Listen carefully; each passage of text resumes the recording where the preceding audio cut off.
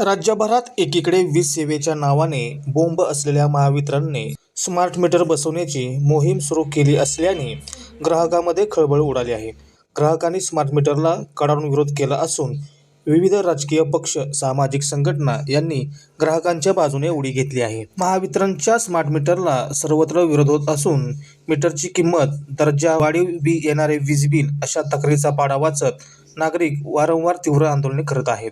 याच पार्श्वभूमीवर उंब्रज येथील शिवडे ग्रामस्थांनीही उंब्रज महावितरण कार्यालयावर धडक मोर्चा नेऊन स्मार्ट मीटरला विरोध दर्शवत अधिकाऱ्यांना चांगले धारेवर धरले आहे.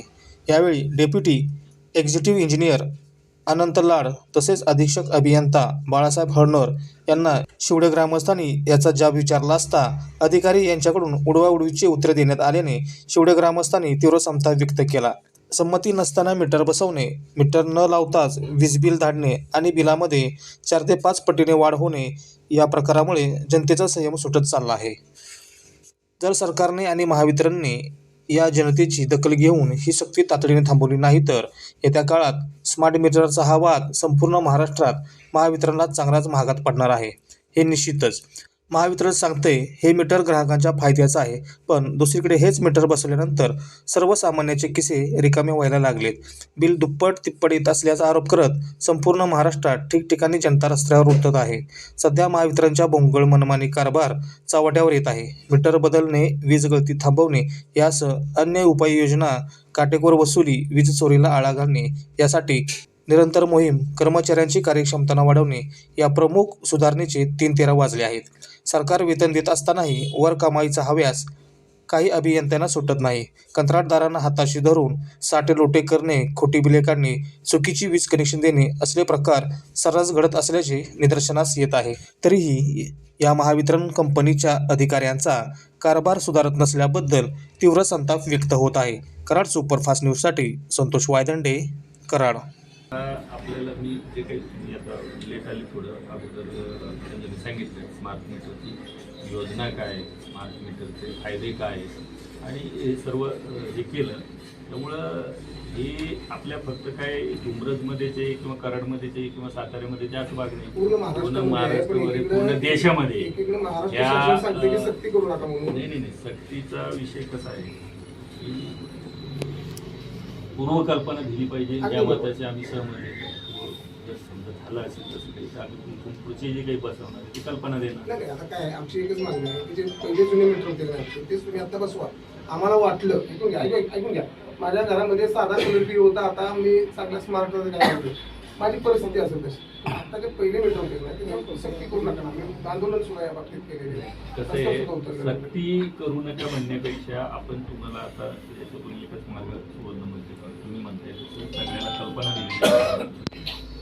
आम्हाला वाटलं बुवा हे कन्झम्पशन इथं थोडं कमी येतं, आम्ही त्याचं चेक करणार त्याचं समोर, मग तर त्याने ॲक्सेप्ट करावं की 10 मीटर फॉल्टी लावलेलं, दुसरा मीटर फॉल्टी मीटर आहे. लाईट बिल वाढवून येतात. मी तुम्हाला सांगतो जवळजवळ आता 15 ते 20 मीटर फॉल्टी म्हणून काढले गेले, ते दुरुस्त केले गेले नाही, म्हणजे झालेच नाही. शेवटी कसं आहे की चितबीत तुमचं तर पट पण तुमचाच आहे ना, असं आहे ना साहेब. चितपटचा विषय नाहीये. आमचं म्हणणं काय आहे बघा, आज फाशीची शिक्षा झालेल्या त्या कायद्यात सुद्धा विचारतात की बाबा तुझी शेवटची इच्छा काय. तसं तुम्ही त्या ग्राहकाला विचारलं बाबा तुम्हाला स्मार्ट पाहिजे काय, आमच्याकडे स्मार्ट नाही, तुम्ही बाहेर आणताय. ह्याच्या अगोदर तुम्ही आम्हाला बाहेर आणायला आवडत होता का नव्हता मीटर तुमच्याकडे? पूर्वीच होतं ना, पूर्वी मीटर आमचं म्हणणं तेच आहे. परंतु आता जसे जसे टेक्नॉलॉजी बदलत जातात, आता जुन्याच टेक्नॉलॉजी धरून आपण चालणार टेक्नॉलॉजी त्या टेक्नॉलॉजीमुळे किती 90% मीटरच्या पेट्या ह्या बाहेरच आहेत साहेब. तुम्ही बघा ग्रामीण भागात सुद्धा ती सिस्टीम आणली का नाही, ज्यावेळेस तुम्ही डिजिटल मीटरची त्यावेळेस जवळजवळ सगळ्याच्या पेट्या बाहेर आहेत. असं कोणाची कुलपाच्या आत किती नाही. तुम्ही समजून घ्या आमचं म्हणणं. आमच्या गावात काय झालंय माहिती का, आत मीटर होती, आता तुम्हाला नको, आम्हाला हे नकोय. नकोचा विषय नाहीये. आलं का लक्षात? आपण आता याच्यातून आता आपली भरपूर चर्चा झाली, बरोबर आहे.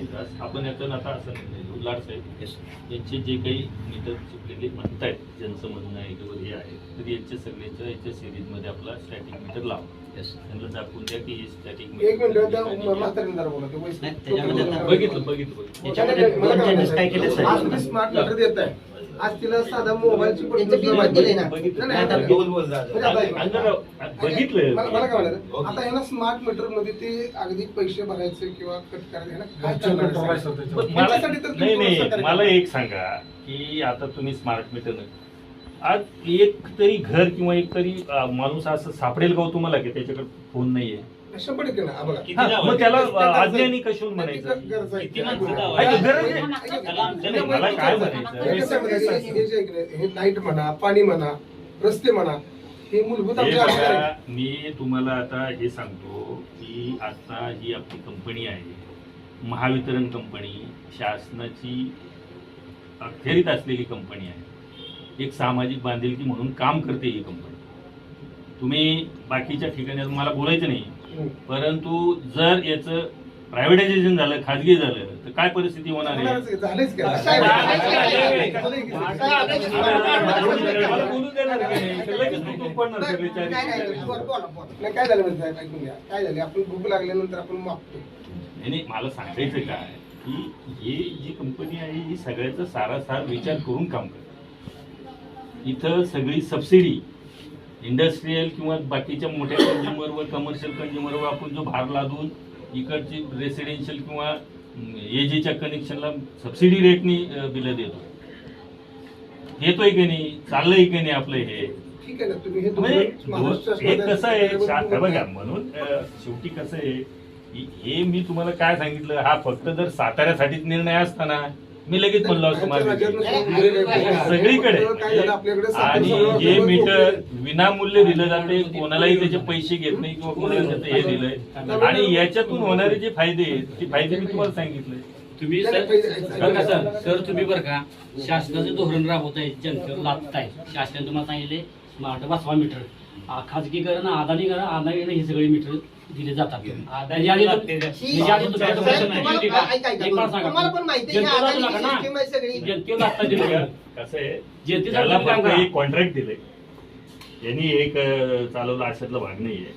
त्याला फक्त बसवायचं मीटर बसवायचं कॉन्ट्रॅक्ट दिलेलं आहे. अदानीचं मीटर नाही तो, म्हणजे असं काही समजायचं कारण नाही.